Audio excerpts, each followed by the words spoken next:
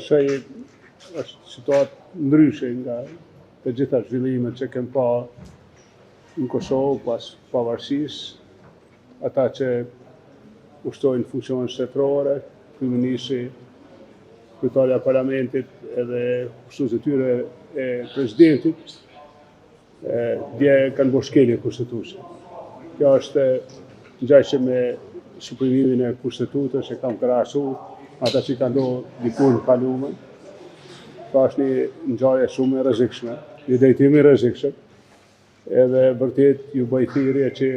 të ndalen, mos vazhdojnë në këtë drejtim. Ruajtja e pushtetit, mbajtja e pushtetit, ardha në pushtet është e mundshme duke respektuar kushtetutën, duke respektuar demokracinë e vendit. Nëse shkojnë në kësaj rrugë të rrezikshme, po na pamundësojnë pra funksionet mbas kushtetutës,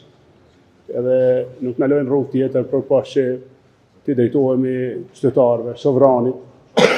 që të mobilizohemi të gjithë, të mbrojnë kushtetutën e Kosovës, e kem detyrë, e kem obligim.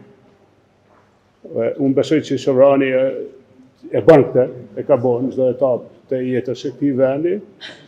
kuptohet me veprime që sovrani vetë identifikon, që mund të jenë edhe protesta, edhe veprime tjera dhe përshkallëzime që i vlerëson të nevojshme, por prapë edhe një herë i thrash dhe dijes, ndërgjegjës gjithë, mos bëhen pjesë e shkeljes kushtetutës, e këtij turpi, njëkohësisht edhe zonja që janë kandidate për presidente, po edhe deputet e komuniteteve, jo shumicë, edhe gjithë ata që kanë logjikë të ndalen, pra mos vazhdojnë me qenë pjesë e këtij turpi, kushdo që bëhet pjesë e veprimeve që me u shkel kushtetuta e vendit në këtë mënyrë, pra me u qenu rendi kushtetues, i mbulon turpi. Do t'i mbulon turpi për jetë, pra s'ka lidhje kush janë, çka kanë bërë deri në këtë moment,